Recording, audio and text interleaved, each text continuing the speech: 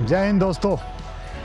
आज मैं आपको एक ऐसी शख्सियत से मिलाऊंगा कि अगर आपको ज़िंदगी में कभी भी खुद पे डाउट हो या अगर आपको लगता है कि ज़िंदगी में हमें क्या मिलने वाला है, जी कि क्या करना है, तो आपके जो ये डाउट और ये जो आपकी जो निराशा है ये ज़िंदगी भर के लिए गायब हो जाएगी। एक ऐसा आदमी जिसकी जर्नी में इतने उतार चढ़ाव हैं और जिसने क्या क्या नहीं किया, आप खुद सरप्राइज होंगे। उस आदमी ने कॉलेज में लेक्चरर का काम किया। उस आदमी ने एक ढाबा खोला, ढाबा रोड साइड में, जहाँ पे ट्रक वाले आके गाड़ियाँ रोकते हैं, खाना खाते हैं। ढाबे में वेटर का काम किया। उस आदमी ने अपने दम पे हिंदुस्तान की सबसे क्रेडिबल इंस्टीट्यूशन इंडियन आर्मी उसको ज्वाइन किया, उसमें वो अफसर बना। उसके बाद में देश के लिए लड़ते हुए उसने अपना एक पैर हमारे लिए, इस देश की सुरक्षा के लिए, मातृभूमि के लिए शहीद किया। आदमी वहीं नहीं रुका, उसके बाद में वो मैराथन रनर बना, ब्लेड मैराथन रनर एक पैर पे, और उसके बाद में वर्ल्ड रिकॉर्ड बनाया स्कीइंग में।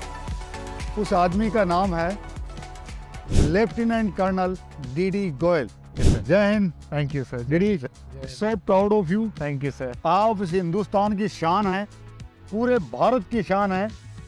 हर बच्चा जो देख रहा है उनके लिए आप एक आदर्श हैं, और एक फौजी होने के नाते और एक हिंदुस्तानी होने के नाते मैं छाती चौड़ी करके बोल सकता हूँ, मुझे आप पे गर्व है। इस देश को आपके ऊपर गर्व है। Thank you sir. अभी मैं आपकी जो कहानी है सर, फिटिस्तान एक फिट भारत, कि देश का हर नागरिक फिट हो, हेल्दी हो, हैप्पी हो, खुशहाल हो, और उसमें सबसे बड़ा जो रोल होता है मेंटल स्ट्रेंथ का। और आपसे ज़्यादा मेंटल स्ट्रेंथ मैंने किसी की नहीं देखी। हर फौजी अपने आप में बहुत स्ट्रॉन्ग बंदा होता है, लेकिन आपने सारे पैमाने ही क्रॉस कर दिए। आपकी कहानी किसी भी बॉलीवुड, हॉलीवुड के किसी भी मूवी से बहुत बड़ी कहानी है। आप इस देश के प्रेरणा स्रोत हैं। मैं आपसे पूछना चाहूँगा, सब कुछ करने के बाद में जब आप भारत की सेना में आए सर, जो इस देश की सबसे क्रेडिबल इंस्टीट्यूशन है, वहाँ पे कर्नल ऐसा क्या हुआ कि जिसमें आपका जो पैर है ये देश के लिए शहीद हुआ? वो कहानी आखिर है क्या? जब मेरी कमिश्निंग हुई as a lieutenant, so I was sent to my unit, and unit was in J&K। तो जब पहली बार वहाँ पहुँचा, पहली बार एज ए लेफ्टिनेंट एक पोस्ट पे जब मैं गया 14,400 फीट, तो वहाँ पे बड़ी प्राउड फीलिंग आई कि for 100 crore, that time our population was 100 crore, कि here I am to take care of my country. That feeling is there in every officer, and that is how the organisation Indian army instills in the mind in such a fine way कि you have that passion to serve, love for your country। वहाँ से हमने कुछ चीज़ें वहाँ पे अच्छी अच्छी की, कुछ ऑपरेशंस किए। उसके बाद मुझे छुट्टी भेजी गई कुछ दिन के लिए, एंड एज अ ब्रेक जब छुट्टी लेके वापस पहुँचा ख़त्म करके, तो मुझे एक नई जगह पे भेजा गया और बोला गया कि आप यहीं पे रहो, आगे का आपको बताया जाएगा। वहाँ पे एक खबर आई कुछ दिन बाद कि एक इन्फिल्ट्रेशन हुई है आगे वाले फॉरवर्ड एरिया से, और आपने वहाँ जाना है, देखिए इन्फिल्ट्रेशन कहाँ हुई है, अगर ऐसा कुछ है यू कैन टेक एक्शन। और हमें वहाँ पे नया पोस्ट बनाना है क्योंकि वहाँ से बार बार इन्फिल्ट्रेशन होती है। तो सुबह हम 4 बजे अगले ही दिन निकले अपना मॉर्निंग अरदास करके, और तकरीबन 11 किलोमीटर हमने अपनी जर्नी, हम अपना सफ़र शुरू किया, और 13,500 की फीट पर जाके हमने वहाँ पे जब उस जगह पर गए तो नीचे कुछ टॉफ़ी के रैपर दिखे जिसमें कुछ प्रिंट ऐसे थे कि आपको समझ में आ रहा था कि ये इन्फिल्ट्रेशन यहाँ से हुई है। इतना ज़्यादा उससे मोटिवेशन हुआ कि यहाँ से ही हमें मिलेगा कुछ। और उसके बाद कोऑर्डिनेट्स लाने थे, तो हमने 3-4 जगह के कोऑर्डिनेट, यानी उस हम GR बोलते हैं आज की डेट में, उसको कोऑर्डिनेट बोलते हैं sir, grid reference. Grid reference जो आप गूगल मैप में भेजते हो वो वाला, जैसे बॉर्डर के ऊपर कौन सी जगह इनको अपनी पोस्ट बनानी है, उसके लिए रेकी करने के लिए इनकी टीम गई। ये टीम लीडर थे। So I was leading my section. तो उनको मैंने अपनी सेक्शन को कहा कि since I am leading, nobody to come ahead of me. वहाँ पे रिस्क जो था उतना ही था कि सामने एक एनिमी पोस्ट, फॉरवर्ड पोस्ट 1 थी, फॉरवर्ड पोस्ट 2 थी, जिसको आप नजर आ रहे हैं लेकिन जो हमें वैल्यूज और सिखाए गए कि सो व्हाट, देखी जाएगी and do your job well. So वो रैपर को देखते देखते मैं 400, 500, 600 मीटर लाइन ऑफ कंट्रोल के उस पार चला गया, क्योंकि वो जज्बा था कि मुझे अपना काम खत्म करके वापस जाना है। तो जब इन्फिल्ट्रेशन और ये कोऑर्डिनेट के चक्कर में जब मैं आगे गया, तो एक छोटा सा पिट था जिसको मैंने ऑब्जर्व किया। मुझे लगा शायद इधर इन्होंने रात बिताई होगी।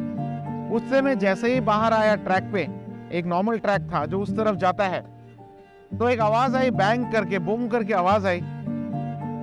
तो मेरे मुंह से पहला लाइन निकला कि आड़ पकड़ो, फायर आया।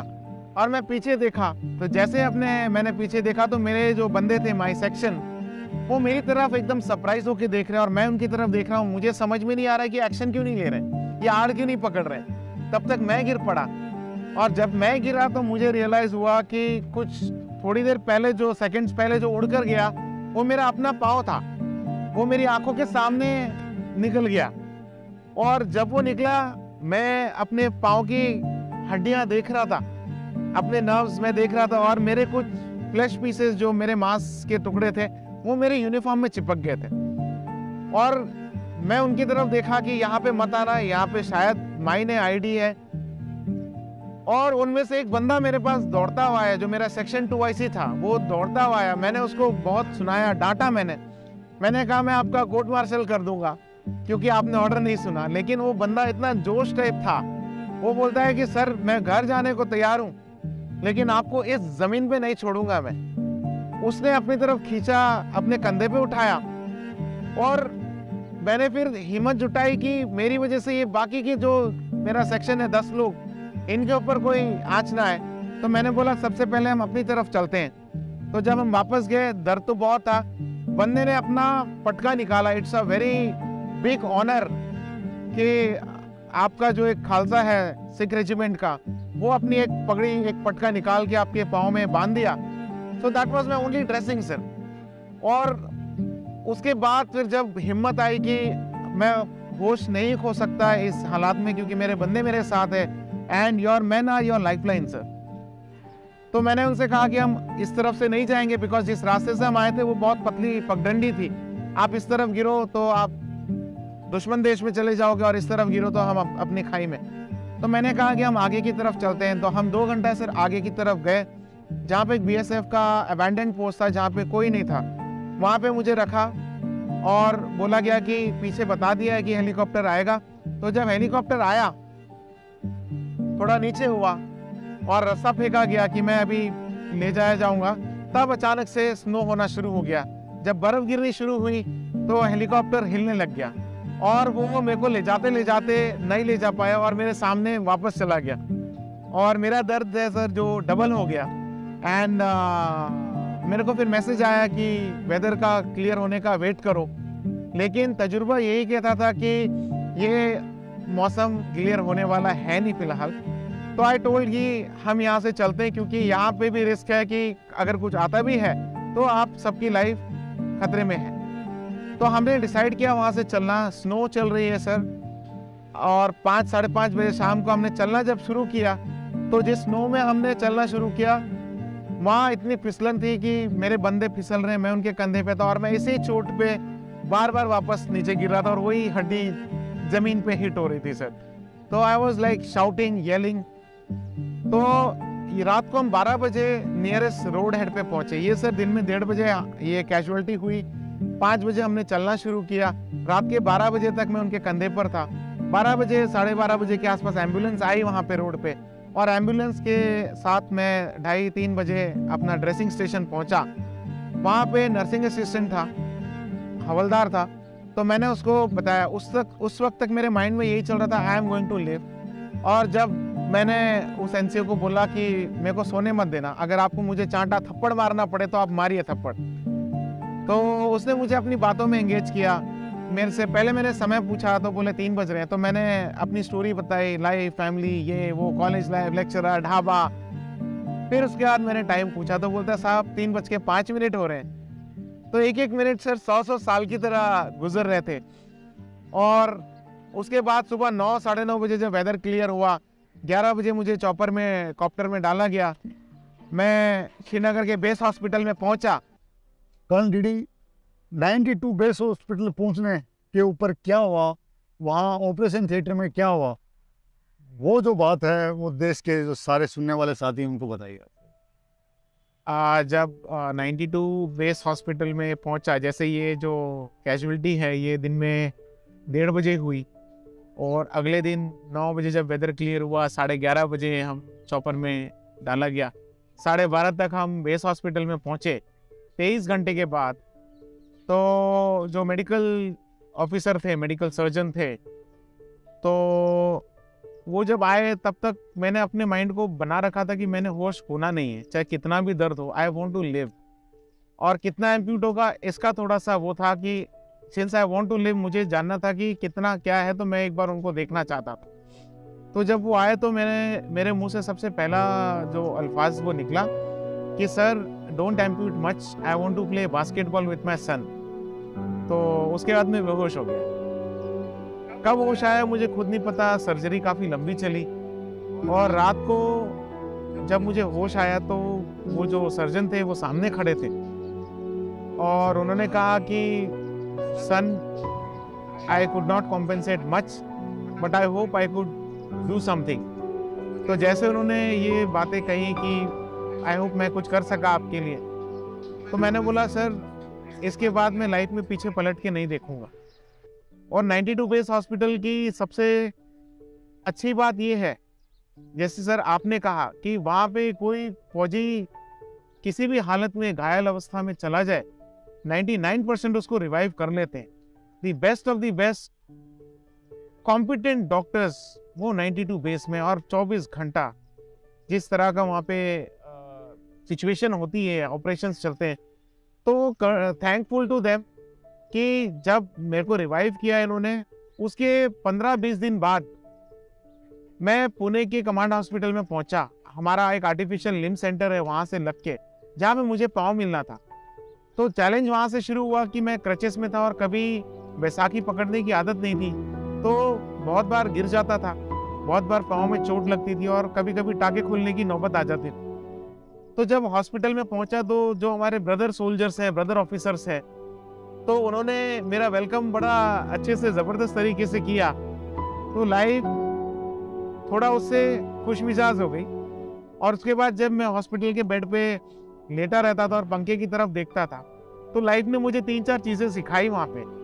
पहली चीज़, मैंने अपने आप को जानना शुरू किया कि मेरी कैपेसिटी क्या है, मेरा पॉजिटिव पॉइंट क्या है, मैं कहाँ डाउन हो सकता हूँ। उसके बाद I started remembering success during my failure days, कि मेरे बॉडी का हिस्सा नहीं है। और मैंने अपने बेहतरीन दिनों को याद करना शुरू किया कि मैं क्या था, कितनी मस्तियाँ करता था, क्या क्या मेरे अचीवमेंट थे छोटे मोटे, स्कूल में, क्लास में, घर में, यहाँ वहाँ। उसकी वजह से मेरे चेहरे पे स्माइल आई, और जब स्माइल आई तो मोटिवेशन बढ़ा। और कुछ दिन बाद, जब 3 महीने बाद जब पहली बार पाँव मिला, तो मैंने बच्चों की तरह चलना शुरू किया कि गिरने का एक खतरा है, फिर से चोट। तो वहाँ पे एक माइंड को मैंने चैलेंज किया कि ऐसा कहाँ लिखा हुआ है कि मैं नहीं चल सकता। मुझे आंसर माइंड में आया कि ऐसा कहीं लिखा हुआ नहीं है, तो मैं क्यों सोच रहा हूँ। तो मैंने जब चलना शुरू किया, थोड़ा आगे पीछे ऊपर नीचे बैलेंस बनाते हुए, फिर उसके बाद लगता था कि मैं गिर जाऊँगा। तो जब वो माइंड में आता था मैं गिर जाऊँगा, तो माइंड से दूसरी आवाज़ निकली कि अगर गिर भी गया तो सो व्हाट। तो ऐसा एक मैसेज आया माइंड में कि आप फेल भी हो जाते हो, अपने आप को बोलो सो व्हाट, आपकी हिम्मत डबल हो जाएगी। जब मेरी हिम्मत डबल हुई, सर चलना शुरू किया, उसके बाद धीरे धीरे बैलेंस किया, ठीक ठाक चलना शुरू किया। फिर मोटिवेशन इतना हो गया कि मैंने डांस क्लासेस ज्वाइन कर ली वहाँ से। डांस क्लासेस, यह है मर्दों की पहचान कि पैर चला गया तो क्या हुआ, जिंदगी नहीं रुकेगी, हम हिम्मत नहीं हारेंगे। और गिरता कौन है, चलने वाला ही गिरता है। I am so proud of you sir, so proud of you. दोस्तों, आपको पता है कि आर्टिफिशियल लिम्ब जो क्या होता है, धर्म क्या आप लोगों को दिखा सकते हैं कि आर्टिफिशियल लिम्ब आप देखिए कि मतलब जब रन करते हैं पूरी बॉडी का वेट उस पैर पे आता है, ब्लेड पे आता है, और साथ में जो ये वाला हिस्सा है उस पर कितना फ्रिक्शन होता है। नॉर्मल पैर से तोड़ते हुए भी लोगों को घुटने में दर्द होता है। आप जितने रनर हैं उनको पूछ लीजिए, वो बताएंगे आप। अगर दिन में आप 10-15 किलोमीटर चल लेते हैं तो शाम तक घुटनों में दर्द होना शुरू हो जाता है। तो जब ब्लेड लगाते हैं आर्टिफिशियल और उसके साथ बैलेंस कर रहे हैं, थोड़ा सा भी टेढ़ा मेढ़ा होते ही जो स्क्रू है वो लगते हैं, अलाइनमेंट गड़बड़ होता है। कितना मुश्किल है, कितना दर्द होता है। आप इसके बारे में कुछ बताएंगे? जो ये इसकी जो असेंबली है, ये एक सॉकेट है, इसके अंदर ये पाँव को डाला जाता है और इसमें चैलेंजेस अलाइनमेंट का है। ये कार्बन फाइबर का बना हुआ है जो आर्टिफिशियल लिम्ब सेंटर में बनता है हमारे इंडियन आर्मी के। एंड इसके अंदर एक सॉकेट होता है रबर का जो इंसर्ट लाइनर बोलते हैं, और ये असेंबली होती है, एडाप्टर बोलते हैं, जो टाइटेनियम के मेटल का बना होता है। और नीचे हमारा एक रबर का फुट शेल होता है और उसके अंदर टाइटेनियम प्लेट होती है। बट इसके साथ साथ ये तो हो गया फिजिकल पार्ट, इसके साथ साथ इसकी जो अलाइनमेंट है वो इतनी इंपॉर्टेंट है कि आपका पूरा बॉडी का वेट आपके घुटने पर आता है, और जब घुटने पर आता है उसके बाद आपका बैलेंस होना बहुत जरूरी है। अगर आप हल्का सा भी अलाइनमेंट के स्क्रू में थोड़ा गड़बड़ है तो एक साइड में आपका पूरा स्किन छिल जाएगा आपके लिए। हाँ, मेरा अभी फिलहाल तो I'll show you, ये अभी रिकवरी से उभरा है जो आपने ये लगा रखा है। हाँ, ये जो है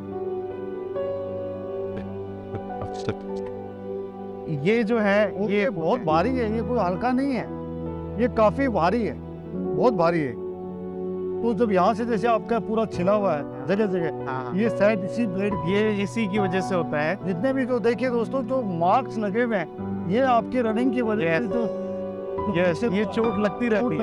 यस, पूरा यहाँ पर ये भी चोट इसी की है, ये भी मार्क इसी का है। मार्क्स हो तो आप ये जितने मार्क्स दोस्तों, ये सारे के सारे इस ब्लेड के मार्क्स हैं। और उनके अंदर जब आपका फ्लैश जब मांस के ऊपर जब लगता है लोहा, तो कितना दर्द होता है। आपको एक सुई चुभाते हैं उसमें कितना दर्द होता है। तो इसको ठीक करने में कितना टाइम लगता है? फिर इसमें सर 2-2 हफ्ते 3-3 हफ्ते तक चले जाते हैं, और 10 दिन से 3 हफ्ते तो नॉर्मल है। लेकिन मेरे अंदर इतनी बेताबी होती है कि I want to go back to the activity. कीड़ा है इस आदमी के अंदर, रुक नहीं सकता, रुकना मना है। ये जो नारा है ना, रुकना मना है, ये इन्हीं लोगों के लिए बना हुआ है, इन्हीं लोगों के लिए बना हुआ है।